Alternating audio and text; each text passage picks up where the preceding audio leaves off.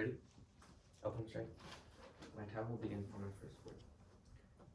Contention 1, economic recovery and stability. Brexit has structurally damaged the UK economy. Partington 25 finds that the UK is predicted to suffer a 15% slump in trade, and its export growth now lags behind every other G7 nation. This isn't just a temporary dip, it's a sign of systemic underperformance. When a country's trade shrinks while its peers grow, it loses competitiveness, investor confidence, and fiscal flexibility. Inman 24 reveals that trade barriers have devastated small businesses, forcing thousands to shut down. These firms are the backbone of local economies. Their collapse means job loss, reduced tax revenue, and community decline. And it is not just trade. Simonescu 21 shows Brexit caused a 90% drop in foreign direct investment projects. FDI is crucial for innovation, infrastructure, and long-term growth. Without it, the UK falls behind in tech, manufacturing, and global influence. This instability is ongoing. Thompson 25 confirms UK businesses are experiencing increased supply chain disruptions, which compound inflation and reduce competitiveness. These disruptions aren't just inconvenient, they raise costs, delay production, and weaken the UK's ability to respond to global shocks. Rejoining the EU reverses this trend. Estrin 21 finds that EU membership increases FDI by 60% based on data from 142 countries. That investment brings jobs, innovation, and economic resilience. Without it, poverty worsens. Heycoop 18 explains that Brexit-induced inflation lowers wages, trapping more families in poverty. SCM 24 confirms that 16 million people in the UK are now living in poverty, the highest level in the 21st century. Lou 24 adds that deaths in poverty have risen 19% in just 4 years. This is not just economic, it is humanitarian. And also, there's also global impacts. View 2010 shows that UK financial shocks drive the global business cycle. When the UK falters, the world feels it.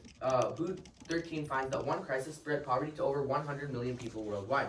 Lazarus 21 links financial collapse to rising global conflict, and Martin 19 warns that World War III could trigger human extinction. Rejoining the EU restores trade, stabilizes investment, and prevents cascading collapse. Wall 25 concludes that EU membership would benefit businesses across the UK and restore economic confidence. Moving on to contention 2. Gold markets are nearing collapse. Foster 25 reports that gold is surging to record highs, a reflection of a deep structural shift in financial risk and perception. Central banks are expected to add 900 tons of gold, tightening supply and amplifying volatility. This is not just a commodity spike, it's a signal that institutions are losing faith in fiat systems and hedging against systemic risk. This surge is driven by speculation. Grubby's 25 finds that gold derivatives paper contracts are inflating a bubble. His model predicts a finite time singularity by 2029, meaning the bubble could burst catastrophically. When bubbles pop, they don't just hurt investors, they destabilize the entire banking system. Basel 3 solved. Zata 25 explains that Basel 3 forces banks to shift from risky paper gold to stable physical gold. This transition deflates the bubble and stabilizes the market. Asian trading centers are already adapting, and new benchmarks are emerging that reflect real supply and demand. This isn't just regulation, it's systemic risk management, and the EU has implemented Basel III into law. EC24 confirms that all EU banks are legally bound to these standards. Rejoining the EU puts the UK inside a safer, regulated gold system, one that protects central banks and global markets. And London is the linchpin. WGC 17 finds that London set the global benchmark for gold pricing. If the UK rejoins, London becomes the anchor of a stable, Basel-aligned gold system. That gives the UK leverage and leadership in global finance. McGeever 25 reports central banks now hold 4.5 trillion in gold, 27% of their assets. If the bubble bursts, the World Bank 15 warns that asset collapse causes recession, depositors panic, banks fail, and economy spiral. Brands 21 adds that economic decline fuels nationalism war. Clear 25 concludes that escalation could go nuclear, especially if famine or winter follows, risking extinction. Moving on to contention 3, Brexit has gutted the UK's pharmaceutical sector. Samuels 23 finds that UK labs were shut down and moved to the EU, leaving the UK with a fragile supply chain and rising shortages. This isn't just a loss of research, it's a threat to national health security. There's no backup. Modem 25 reports that the US's the world's largest biomedical funder plans to terminate 22 federal vaccine contracts, leaving a massive funding gap. Rejoining the EU solves Kazri 25 explains that EU membership attracts venture capital and investment, which is key for breakthroughs. The European Investment Bank provides 40% of VC funds, and cross-border collaboration is essential for innovation. This is not just about money, it's about scale, speed, and shared expertise. Thank you. Okay.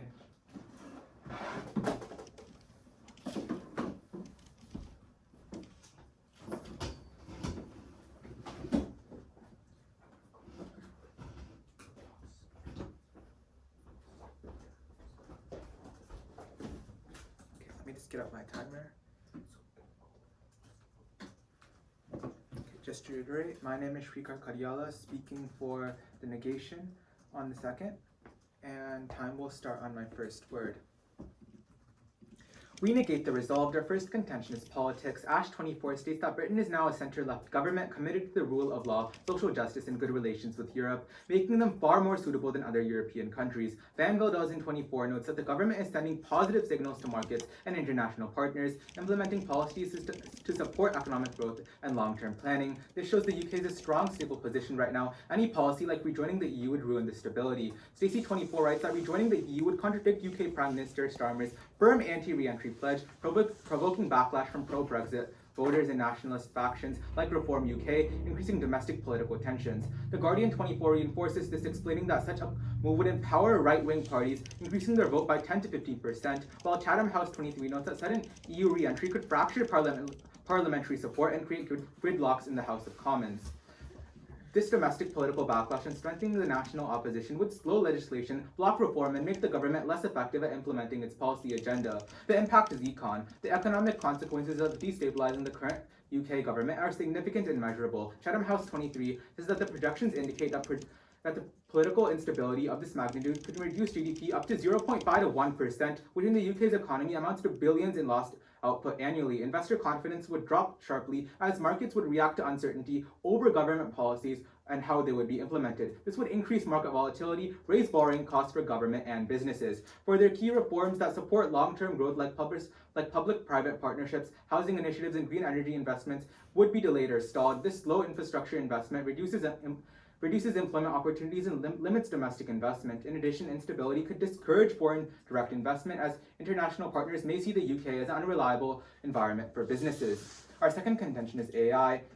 Brexit reduced the UK's AI limitations on AI innovation. Donald 23 wrote how now, outside the European Union, the UK can aim to become an AI superpower. The country is home to many thriving startups, and our framework will help them grow and compete internationally. A pro-innovation approach also encourages AI companies based abroad to set shop in the UK. 5 years after Brexit, the UK has had major strides in AI. Clark 25 notes that Britain is now the world's third largest AI market, supported by top universities and led by homegrown pioneers. Kendall 25 notes that out of the 5,862 AI firms that were identified in 2024, up to 58% of them increased in development. Guide 25 adds that the UK's AI sector, valued at $92 billion in 2024, is the largest in Europe. The UK is the first European country to produce 168 tech companies, and the value of its tech companies now total $1 trillion, with over 3,750 AI companies employing 60,000 people and contributing 3.7 billion to the economy. The UK is already a world leader in AI. However, rejoining the EU can threaten this progress. DK24 argues that the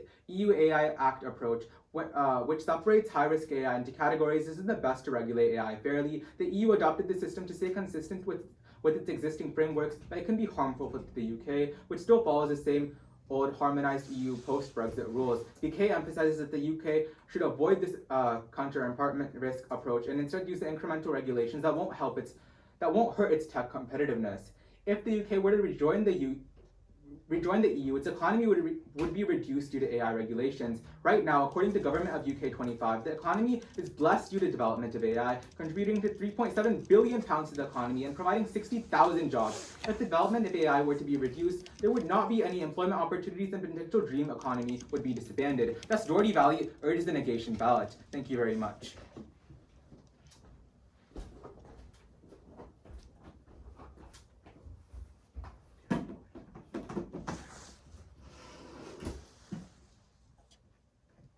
Are you guys ready for cross? Let me just set a timer, but yeah. Oh yeah, go ahead. Do you want to stand? I like to stand. Do you want to stand? Oh, yeah. Okay, sure. So on your argument about gold, how long would it take for banks to fundamentally change all their deposits into gold? How long? What's the time frame on that?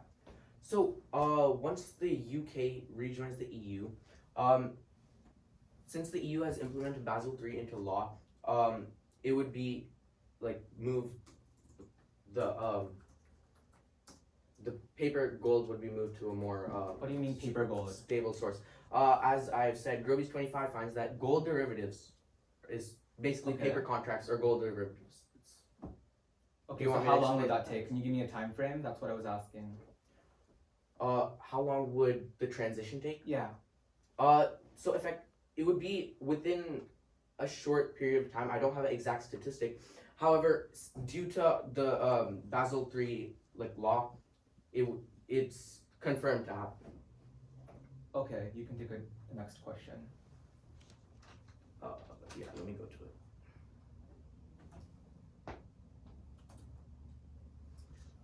So you said it's now, so what percentage of voters are pro-Brexit voters? I don't have an exact number off the top of my head, but I can provide you evidence for that in rebuttal. Okay.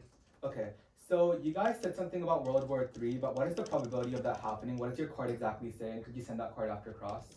Yeah, sure. Do you want me to explain the card Yeah, now? can you explain it?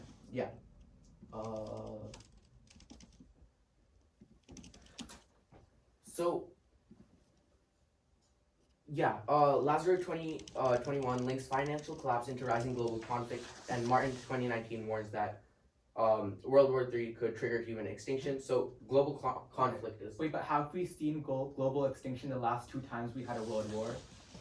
No, but Martin 2019. So it's a don't you new agree world. This is very improbable? Huh? Don't you agree this is very improbable? Because we have not seen this the past 2 times it has happened. The world has changed since the past 2 times it's happened. Technology has developed, and there are much more advanced capabilities. So no, I don't agree that it's improbable. Okay, you can take the next question. Okay. So do you have a specific number for your Chatham House 23 statistic about the GDP dropping 0.5 to 1%? Yeah, that would amass to billions of dollars worth of GDP loss. Okay. And how would this affect the UK? The UK will lose its GDP, which will affect it negatively economically. Its economy will do worse because it loses its GDP. Okay. But that's basically cross, so. Okay. Could I have a minute, please? Sure.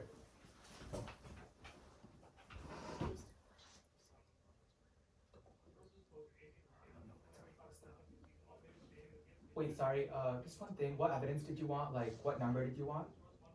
I asked for a number, wanted right? the Chatham House 23. Oh, okay. No, actually before that, sorry. I think you mentioned something. Amount of Brexit voters, amount of voters that were pro-Brexit. Okay, got it. I mentioned that in rebuttal. And could you guys send over the card about World War III if you could, please? Yeah.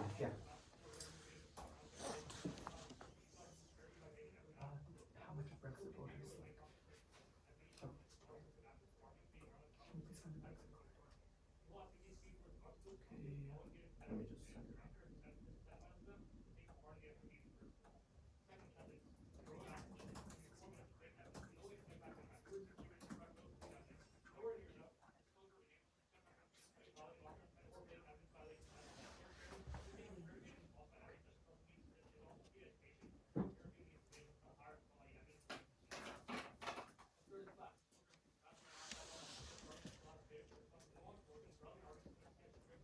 Yeah, I just got it.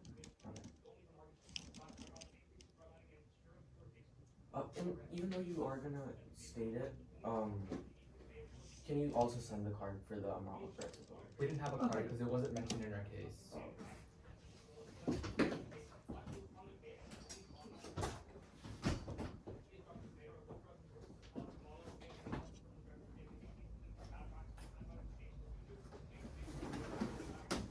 Sorry.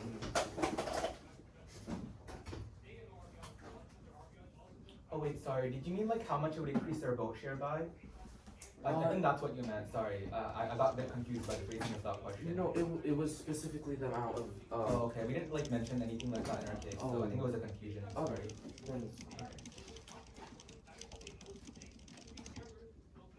Okay, just ready? Opponents ready? Yeah. My time will start in 3, 2, 1. Hi, my name is Titi Srilava. I'm from Pacific Independent, and we are proudly affirming this topic that the UK should rejoin the EU. My roadmap for this debate, I will first review all my opponent's points. Now, going on to the contention about politics and policies. According to Salman 20, a successful application for the EU membership predicted about a significant and long-lasting public opinion in rejoining. In absence, application would be rejected. The EU will not risk another Brexit if the UK were to rejoin the EU. Curtis 25 says, over 3 years, every poll suggested the majority vote to rejoin. supporting for outside is largely confined over 65. Demographic turnover means this support is set to increase. Also, Judge, gridlocks won't be caused with EU's like strong political influence and all that, and its regulations are actually normal. The UK rejoining the EU will not cause gridlocks. So their first contention is now off the table. Now going on to AI, Martin 25 says Martin 25 says the EU will invest $200 billion towards the EU's AI capabilities. The plan focuses on building computing infrastructure, increasing to data, and fostering AI adoption strategic sectors, and increasing productivity, competitiveness in EU sectors. Judge, this shows that EU is actually making an effort in increasing their AI capabilities. And if the UK were to rejoin the EU, the UK's AI capabilities will also increase along with the EU's, and together they might be one of the biggest AI industries in the world. That refutes that point, and also the UK and the EU are still on the same page for regulations. The UK's heavily influenced sector-specific regulation as in the EU, meaning that the UK regulations aligned of the EU. There has been a little reason for the UK to diverge. The regulatory diverge has ceased, but even in technology, the UK is likely to remain with the EU. Also, they said that AI will help in the economy, but Judge, will help the UK's economy already. But then if it did, why are we currently losing money? Why is the economy still growing slow? They didn't attack this point, meaning our argument is still on the table, and so why you should vote for that. Also, sure, the outside tech sector is growing, but it doesn't reflect the whole economy. AI does not reflect the entire economy. It may be the future, but you have to focus on right now. They have speculative impacts, but just you must go with the most analytical evidence in the round. Moreover, they brought up AI restriction. We proved that loss of the single market, according to economics Atkinson, find that Brexit cost the UK $224 billion per year, even more than the AI is giving to the UK. And Partington 25 reports a 15% slope in trade, with the British falling behind in the G7. Also, the EU regulations are significantly better than the UK. A new report by the European Parliament just this year confirmed that the UK's regulations are only stringent on the high risk of AI and fostering general AI innovation. They propose a risk-based AI classification to make sure AI is safe, transparent, and non-discriminatory and environmental friendly. These laws support AI innovation starting in Europe, helping small and medium-sized entrepreneurs compete in a growing market. More so, the British people are pushing for AI regulation now. This is the key business for adopting investment, and Davies finds that British public are concerned about these risks for AI and will support the EU's regulations to mitigate these. 62% they would like to see laws and regulations guided to the use of AI. This means that AI will grow when we affirm, because the UK will invest more into AI, and AI will be safer when you affirm, because the UK regulations are net safer. Judge, this is why you should vote for the affirmations ballot. Thank you so much. My name is Natalie Chu. I'll be taking running prep starting now.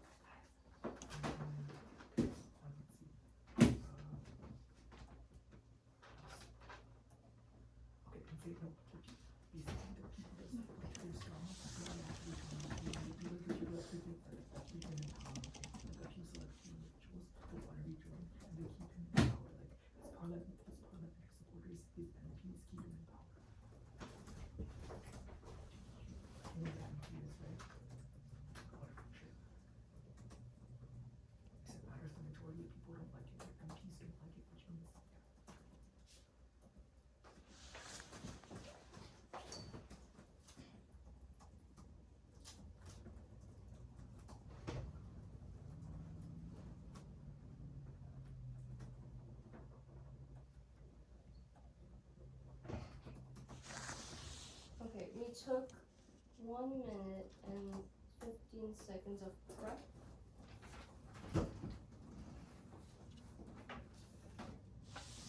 Okay, my name is Natalie Chu. I'm the second speaker for Dougherty Valley Affirmation.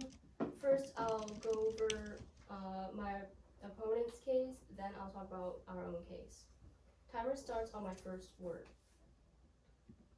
Judge, my opponent starts off their contention by talking about economy, and they're saying that if the UK rejoins the EU, their economy will be boosted from the EU. However, on this, we say that even though the affirmation links their economic strength to rejoining the EU, that is a false statement because political instability from rejoining destroys any investor's trust, as we have mentioned in our contention, and that collapses the same economy that we are trying to save in the status quo.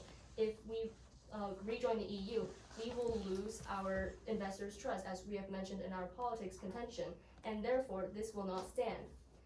Next, we also like to say that any EU regulations from the EU will slow down their innovation and reduce investment, which means that less revenue will cause less tech-driven economic growth. So therefore, our economy will not be saved in the UK when we rejoin the EU. It will instead deter and cause a backlash and a negative impact instead. Therefore, we should not rejoin the EU. Another point on that, rejoining the EU hinders the UK economy, and in fact, CBI has shown evidence from national statistics on how the UK's economy will be strongly negatively impacted from the EU and its policy. As we have mentioned, it will hurt the UK's economy because EU regulations are going to limit and hurt our UK economy based on some national statistics that we could decipher. Moving on, they talk about gold, and we would like to say again, if we rejoin politically wise, we will become very unstable. All the trust and that we have from our investors right now will be lost. So therefore, even if we rejoin, it will cause investors to pull their money out, and therefore it lowers the pound value, and gold reserves will drop as the government sells it to stabilize their currency. And due to this instability, it will cause market fear, which weakens the pound and gold, and therefore is opposite to what the affirmation is saying. Whatever they're saying on their gold contention actually contradicts themselves, because if we rejoin, no trust, we can lowers the UK's gold and pound currency, and then the UK economy will drop again. So therefore, this contention does not stand in the negation world.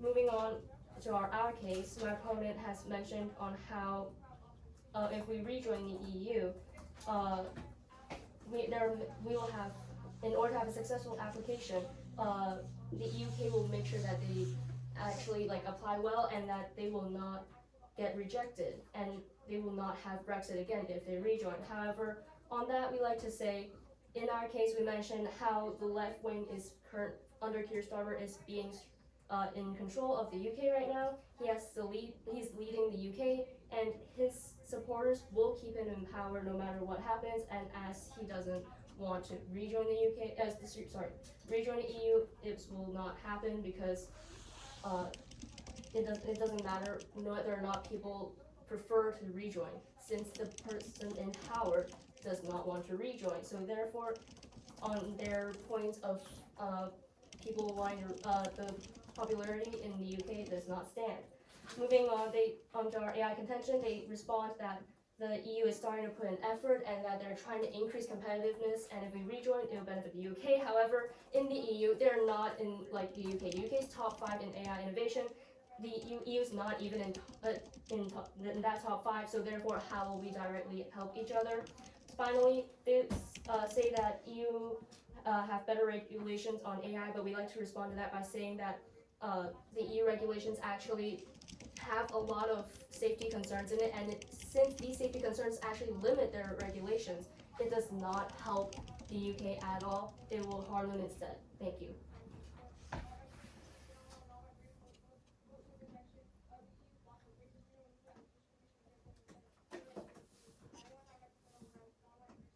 Everybody ready? Sure. Oh. Wait, one sec. Okay, okay, so let me just pull up your thing and okay, go ahead. Or sure, Okay, can I have the first word? Sure. Question. Sorry, 3, 2, 1. So you talk about how the people get to kind of choose where they want to go, right? You're referring to which point exactly? Like your point about like the poll for the majority. Mm-hmm. Right. So can you give me the exact time frame of when that poll was made? First of all, what we're saying is that Keir Starmer is from the left wing, is currently in control and leading the UK, and he does not want to rejoin the EU. So therefore, and also his supporters will try to keep him in place because they support him, obviously. So therefore, this will not happen. Could I have the card for that? It's in our contention, I believe, but I could find a card and send you that. Keep that in mind. Okay. So, but like, couldn't the prime minister or like the leader for the UK's opinion change after seeing such a downfall in their economy? Yes, but that's not the case right now. Okay, and also for the card, what's the time frame for that? You're talking about on this Keir Starmer situation? Yeah, about them not wanting to rejoin. What's the exact time frame for that? I don't have a specific time frame for that, but that's current in the status quo. Okay, well, my time frame is in January 28, 25. Over the last 3 years, every poll suggests the majority would want to vote to rejoin. So this basically refutes your point. Do you have a question? Okay, I'll take the next question then. In your rebuttal, you mentioned how the regulations will like continue when we rejoin, correct? And it will not cause any gridlocks in the UK. Yeah. How exactly would that happen? Because if we rejoin, the EU obviously will have regulations that regulate their member states to make sure that everyone is walking on the same path. If they don't have if the UK can still continue their normal regulations, then what's the point of rejoining the EU? Sorry. Okay, so wait, the UK's regulations is like, yeah, okay. So the UK's regulations actually align with the EU's, meaning that there isn't that much of a differentiation. And for the EU strict regulations, this is because so that not like AI so that there isn't any major risks in AI that could potentially harm them. So according to Ashburg 24, the UK influenced a sector-specific regulation as an EU member, meaning that the UK regulations is aligned with the EU. There has been a little the regulatory divergence has ceased. Even in technology, the UK is likely to remain aligned with the EU. So this evidence just disproves your claim. Okay. Okay. Sorry, this fly is really annoying. Would you like to take the next question? Yeah. So you said that EU so isn't the EU basically helping its AI industry get bigger? Oh, sorry, that's fast. Could I see the card for that? Sure. Let me find it and I'll send it to you. Okay. It's in the you would send it.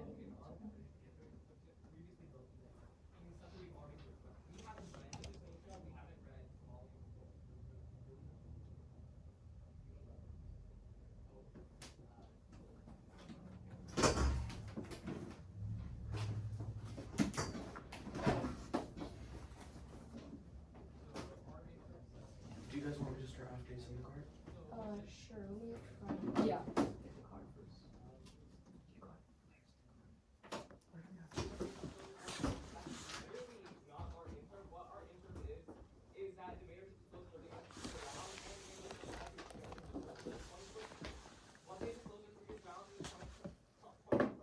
Okay, so a quick off-time roadmap. We'll be going over their case, our case, and then weighing.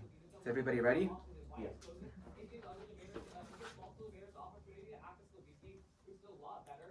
Judge, there are a few fundamental fallacies in the opposition's case, so let's get to them. First, on their contention about economic recovery, we extend our Leon 24 card that says EU regulations hurt the UK's economy because over-regulations are bad for tech companies, which leads to lesser economic growth. Also, political instability from rejoining collapses the economy, which is bad for a recovering economy. Judge, we must fundamentally agree that unpredictable actions such as rejoining the EU will be bad for a stagnating economy that is just recovering in the status quo. Next, they also claim that regulations are already keep being followed in the status quo by the United Kingdom. But the thing is, new regulations will keep on being added and regulations need time to be adapted to. Next, on their contention about gold collapse, Judge, this fundamentally relates to our case again. Because of unpredictable actions, investors are pulling out their money from banks. This means that gold cannot be converted.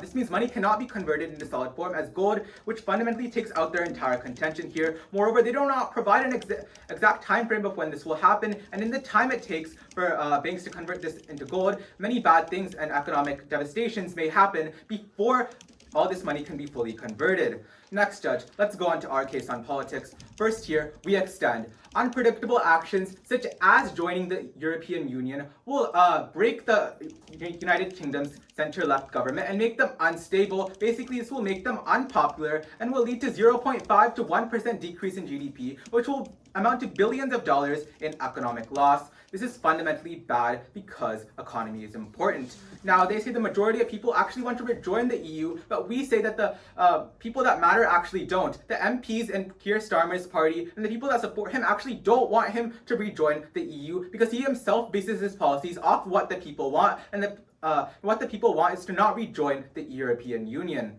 Next, also they say that gridlocks will not happen, but they will happen. Every single government body in this country has a gridlock or has a gridlock effect. For example, the United States has a gridlock effect in the US Congress. So gridlocks are inevitable in every single country, and gridlocks will happen in the status quo here. Next, Judge, let's go on to weighing. We have the biggest numbers in this round. We talk about 0.1 to 1% decrease in GDP, which will amount to billions of dollars worth of economic loss. This is so important that you should only take into consideration our contention about politics, thus we collapse on it. Now, also, this does not compare to any of the numbers the opposition has because we have the biggest numbers in this round. The opposition's impacts are purely speculative. Let's go on to let's dive into their impacts and compare them to ours and see why ours are better. First, on their economic recession contention on nuclear war. Their nuclear war thing is misconstrued because it only talks about the US and Russia, which means they have no fundamental impact. This means that theirs falls flat against our impact of billions of dollars worth of economic loss. On their gold contention, they don't really have any numbers on this either, so their contention falls flat upon our 1 billion number. Thank you, Judge. Please vote for Dougherty Valley negation. Thank you.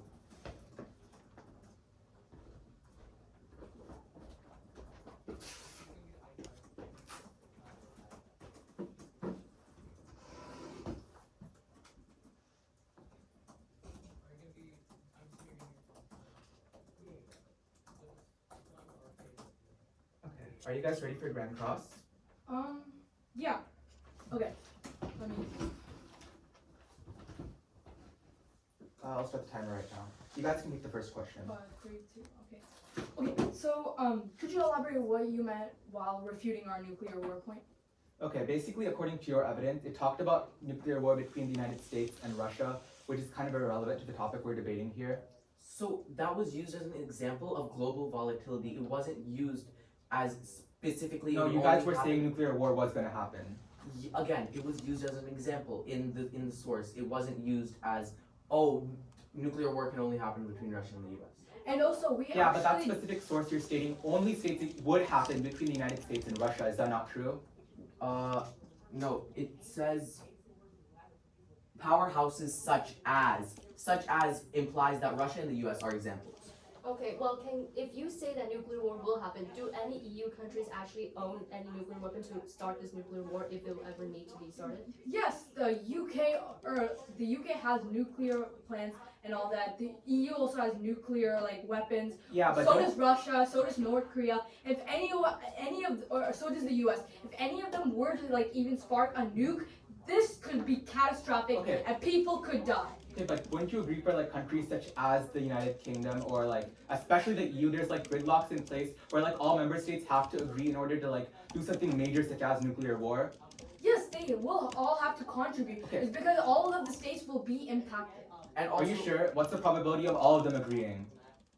Before I address that, let me just bring something up. So it's not just the nuclear war within the EU. It's the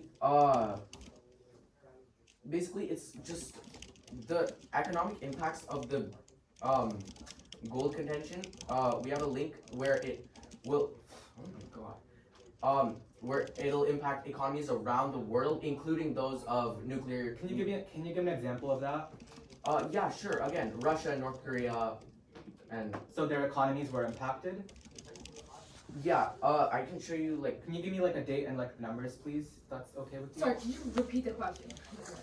Sorry, the thing about like Russia and North Korea having economic decline or something? No, What you guys, like what your no, partner that was said? not our thing. Sorry. wait. So, since London is the linchpin, WGC 17 finds that London sets the global benchmark for gold pricing. If the UK rejoins, London becomes an anchor of a stable baseline gold system for the entire world, Okay, how? which Sorry, go on. gives the UK leverage and leadership in global finance. So basically, central banks hold 4.5 trillion in gold, and if the bubble bursts, World Bank 2015 warns that asset collapse can cause global recession, and depositors panic, banks fail, and economies spiral. And this goes for North Korea and Russia because they also have paper gold, right? And this is completely analytical. Okay, well, at the same time, if you're saying analytical, we are saying that if we rejoin, our government will lose trust, investors will pull out, everyone will leave. So then, why would the gold still have their currency right now? But that's correct.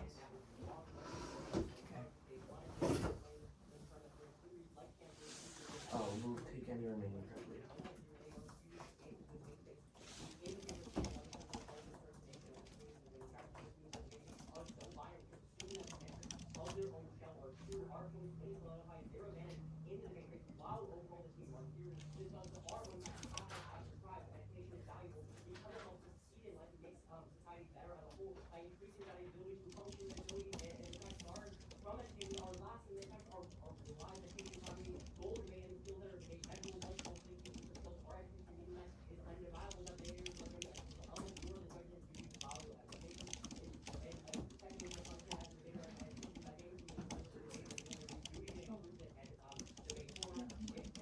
Okay. Yeah, okay. Let me check. Okay. Gerald, one second.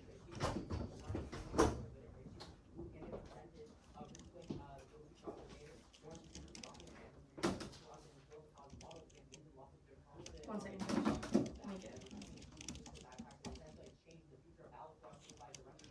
Okay, so my off-time roadmap. I will first frontline, address our case and their case, and finally weigh. Okay, so Judge, are you ready? Opponents ready? Okay, my time will start in 3, 2, 1. Now going on to frontline your cases, so our cases are stronger. Their claims on our contentions are false. Economist Dr. Atkinson finds that Brexit cost UK economy 124 billion per year. Parliament 25 reports that 50% of slave trade, with the Britain falling behind the G7. Judge, despite AI pooling in money, it makes no effect. Also, UK regulations and EU regulations are similar, as stated in previous evidences I read in my case. So that contention is back on the table. Also, Judge, they didn't properly review our gold or biosecurity properly, and this all carried out in my final focus, and truly show you the impact of them. Also, according to McGee 9.4, reports that central banks hold 4.5 trillion in gold, 27 in their assets. If the bubble bursts, the World Bank 2015 warns that the asset collapse caused recession, deposit panic, bails fail, and economy spiraling. Also, nuclear war impacts more people, Judge. Soldiers and people would die due to this. So that strengthens our case. Also, moreover, we're not talking about money being converted. We're talking about paper contracts to gold, meaning our contention still stands as you misinterpreted. Also, their Stacy 24 card time frame is in 2024, but our evidence is from 2025, meaning their evidence is false and ours still stands. Now, the Afghan students stick to the status quo. Dying in poverty has increased by 19% past 4 years, and the crisis has spread 100 million people in the world fell in poverty, which they didn't address at all. Your app ballot can create real change in 2 key ways. Reviving the economy. Let's start with the economy. The UK is not underperforming, it's strategically falling behind. Trade is slowed, investment has dried up, and small businesses are struggling to stay afloat. This is not a temporary dip, but it's a long-term consequence of isolation. When a country loses its access to the large trading bloc, it doesn't lose export, it loses investor confidence, supply reliability, and the scale innovation. Also, the Brexit, Walsh 2020 concludes that the engineered pathogen can evade countermeasures that cause human extinction. This isn't speculative, it's documented risks. Rejoining the EU could reverse economic collapse and deflating bubble and restore biosecurity. End of the day, you're not voting for the side that celebrates suffering of millions of people, you're voting for the side that creates real change. Thank you, Shubha, for that. Okay, we will take our remaining 48 seconds of prep starting now.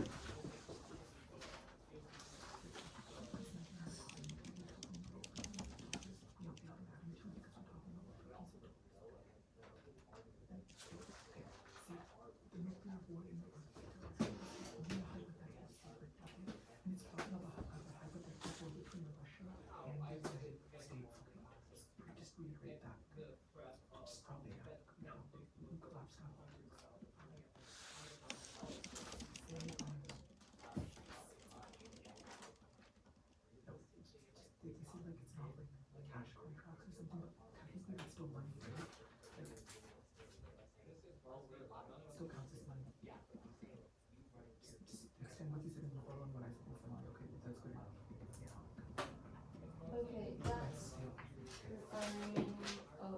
prep. Okay, so again, my name is Natalie Chu. I'm the second speaker for Dougherty Valley Affirmation. First, we'll go over my opponent's case, then we'll talk about our case, and in the end, we'll wait. Timer starts on my first word. Judge, my opponent starts their case, or their summary, or compliments just now, on how the Brexit costs 104 billions per year, and if we rejoin, it will benefit the UK. However, as we have stated multiple times overall during the round, we say that if we rejoin, our political situation will lose trust. Keir Starmer and the left wing will lose trust. If we don't have trust, investors will not invest in the UK, or they'll pull out their investments from the UK. If that happens, that does not boost the UK economy. Instead, it decreases the UK economy, which doesn't help the UK at all. So therefore, this is a false argument. Moving on, they continue talking about on how nuclear war could potentially happen if the UK rejoins the EU. However, on that, we like to say, first of all, on their example of Russia and the US, that was a hypothetical example. In the article, it only says that it's a hypothetical situation. Also, in nuclear war, it never happened in the past. Most likely won't happen in the future as well, because every country knows that it will harm themselves if they join or start it at all. So therefore, that's a false argument. Finally, onto our case, we are saying that if we rejoin the EU, the UK will lose trust from investors and other parties, and therefore we are losing 0.5 to 1% of GDP, which is equivalent to billions of dollars per year. We do not want to lose these billions of dollars per year just to rejoin the EU, and therefore this outweighs their impact on potential death, first of all, in the UK, which probably won't even happen from the nuclear war. And also, they don't have specific numbers on their case for impact on economy-wise, so therefore we win them on magnitude. Thank you. Good debate, guys. Wait, debate. Yeah, Okay, there's sorry. yeah. It's been a long day, you know? Me too, Yeah. yeah. Fly goes on like. Yeah, collaborate. Why is this so annoying? Oh, it's a pleasure debating. Yeah, pleasure debating you. Pleasure debating. Thank you, Judge. Have a great day. Good debate. Okay, I need a low-key charge. Thank you, Judge. Good debate, Judge. Thank you, Judge.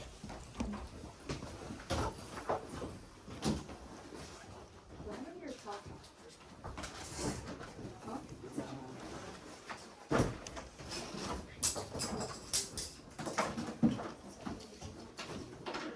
Oh, that's mine.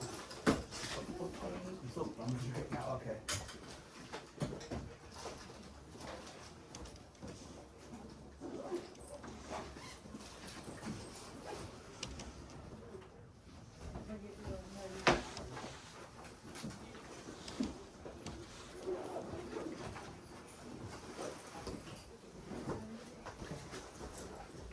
Do you guys want to stay for the decision?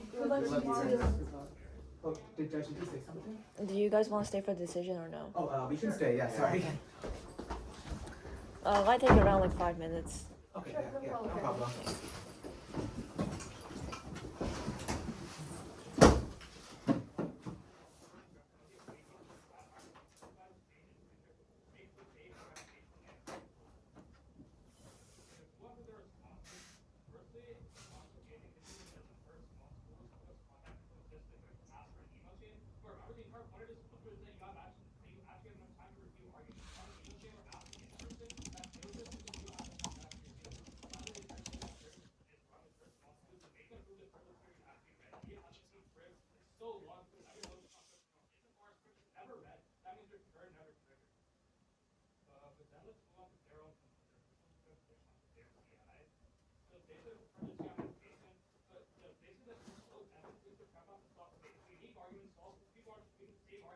Can you guys send me the card on the nuke war?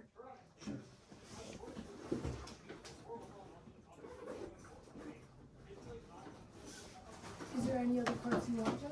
I think that should be it. Thanks. I think it's also English, but I just don't know.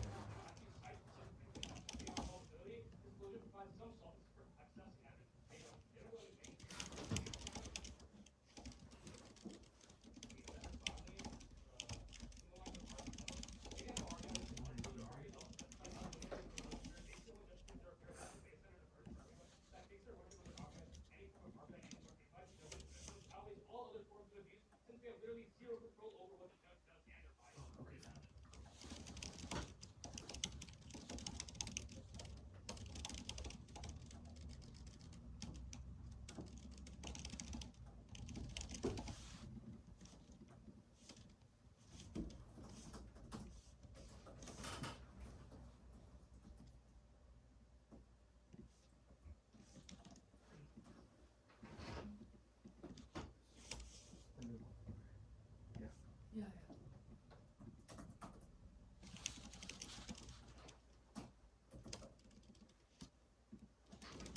She did it? I'm gonna go with the... You only went to her. Did you get it, Joe? Oh, I don't see it yet. I did.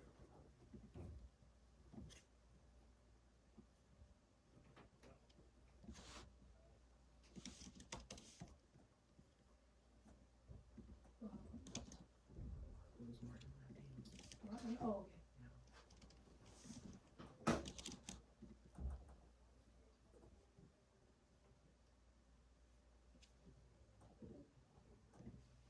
Oh. Sorry, that it Joe, only can I said get your email again? It's yejasmine2010@gmail.com. Y-E? Yeah. Gmail.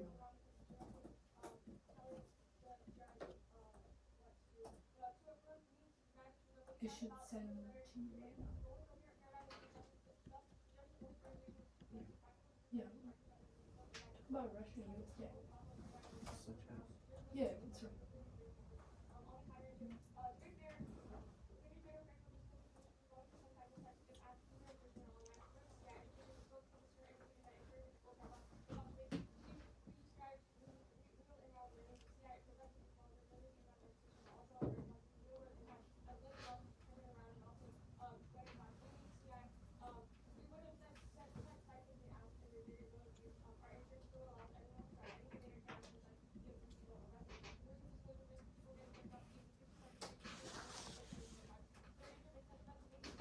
Did you guys send it yet?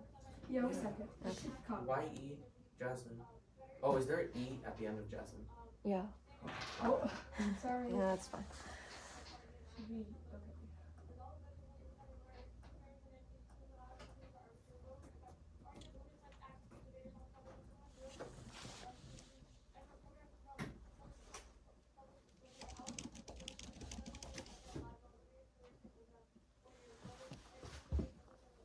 Okay, I think you should set now.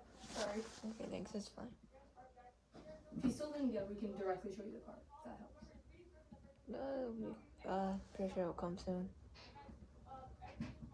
There's no like dot or anything, just Y-E Jasmine, right? Yeah. That's what I said. Wait, you know what? I can just tell them. Sure, sorry. Sorry. It's only the top one, this is just the other. Okay, right here. So World War III, humanity, Russia. Yeah. No problem.